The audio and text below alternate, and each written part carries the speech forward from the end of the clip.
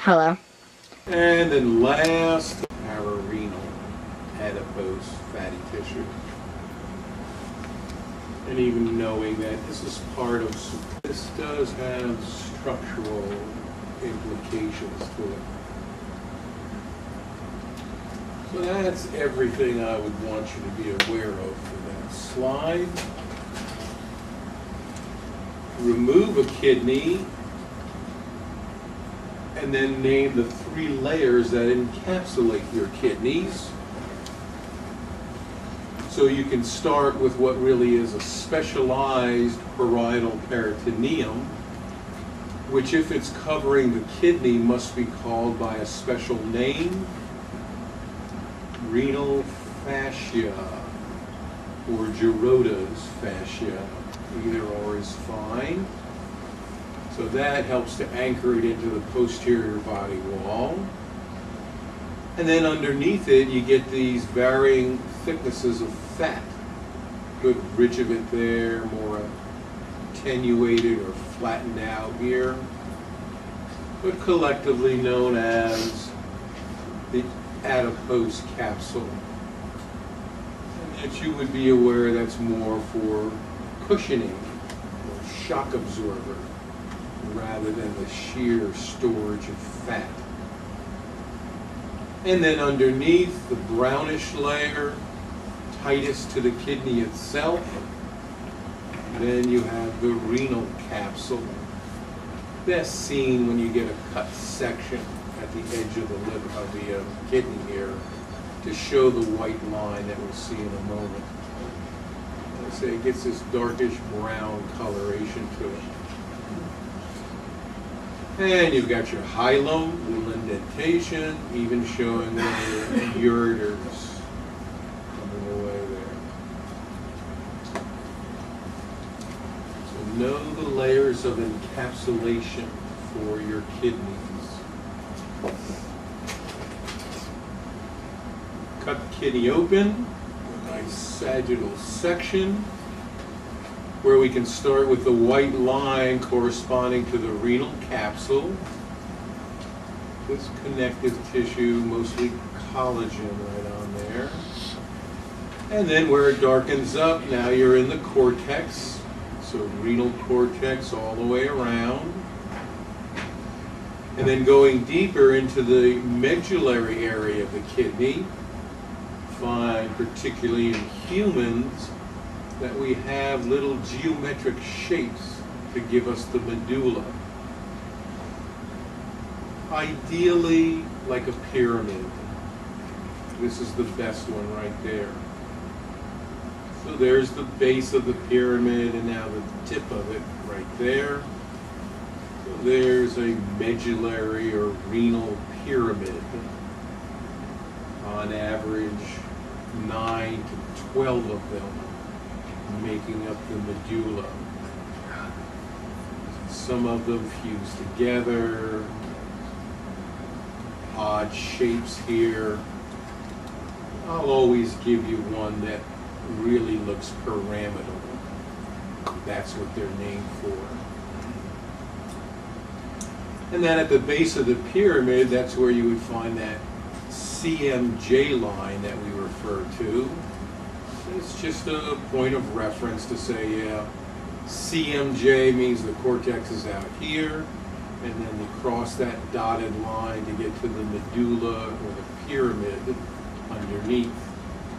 So it's just a transition zone, not anything directly testable at all. It's just something we'll constantly refer to, particularly in lecture.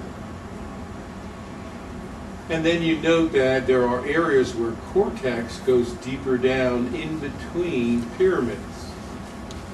So if you're going deeper in between the pyramids, still cortex, specifically known as a column, cortical column just down between the pyramids. And there, part of one there. Just the penetration of the cortex down below here.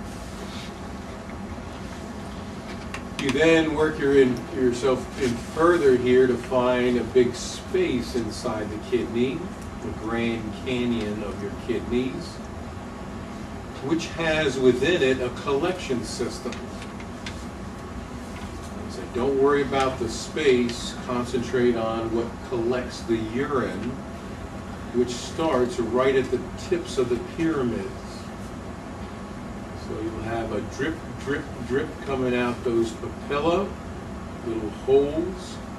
They drip into the minor calyces, little tiny extensions.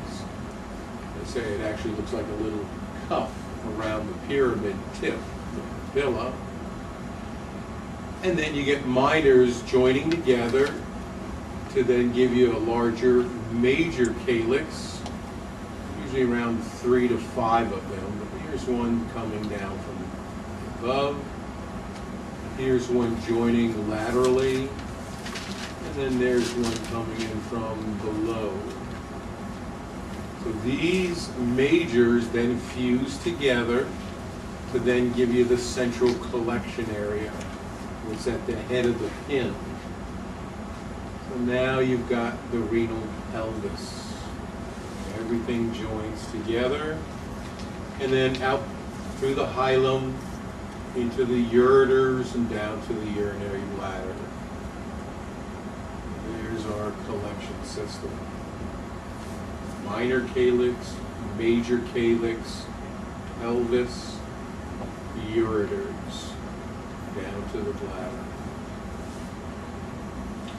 And even from lecture, you can see these gargantuan interlobar blood vessels, ones that are really sustaining pressure into the tissue.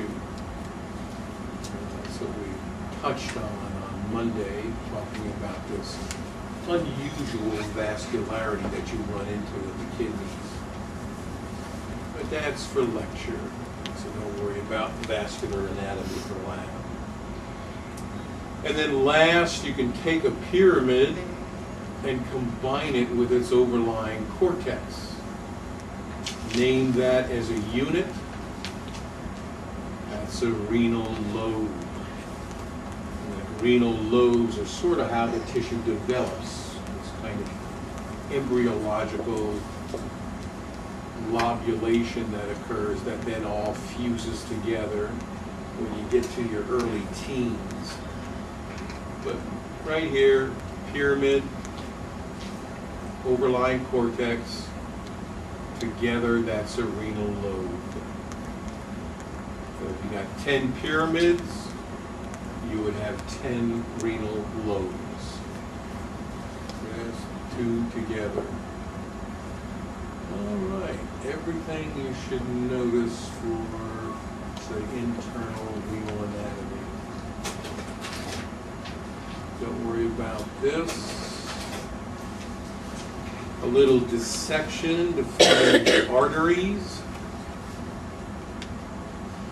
So you take away the renal vein, even along with the IVC, which was over here. Towards the left side, you find the abdominal aorta coming down, and then very muscular vessels coming off the abdominal aorta. And that's your right and your left renal arteries. Very distinctive for how thick and muscular they are. They're typically underneath the renal veins. And then even here you've got segmentals, these little branches before it hits the hilum. Lots of variability to these. And then off you go into the vasculature of the kidney, the window cut away, and latex perfusion showing the arteries running with the veins. You don't have to name anything here at all.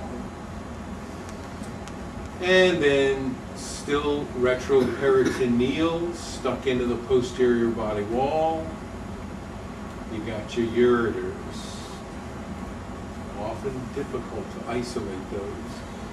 Trickier than you might think, with surgeons always concerned about nicking the ureters. And then a real good look at that flattened mass of adrenal glands sitting on top of the kidneys, even though those are part of endocrine. We'll find out they actually have a functional significance for controlling the kidneys. Get into the physio for lecture. So that's everything that I want you to see for that presentation. And then just looking down into the pelvis, where you've got the pubic symphysis up front here. Go right behind it. There's the bladder or vesicle. Female, you've got the ureter right on the uterus right up against it. Little trench there, that's not important to us. Far more notable would be this deepest basin in the pelvis. Space between the uterine wall and the back wall of the pelvis. That's the P of D. Couch of Douglas. You would be allowed to put in P of D.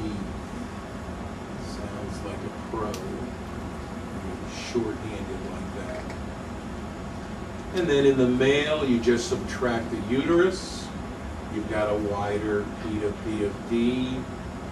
Just a greater space with the absence of that muscular structure. And then we'll see this again on the lateral view. All right.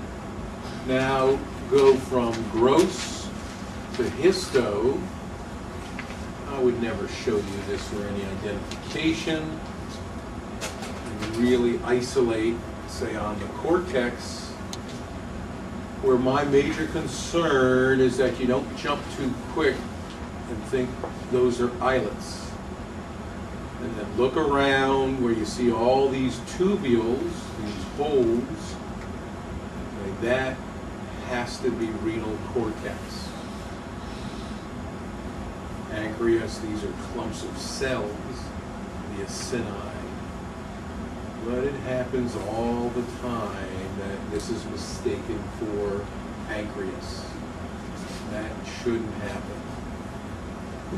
And that you've got renal corpuscles, always up into the cortex. I wouldn't have you identify it here, but you can still see the little moat, Bowman's capsule, and the clump of blood vessels, the glomerulus.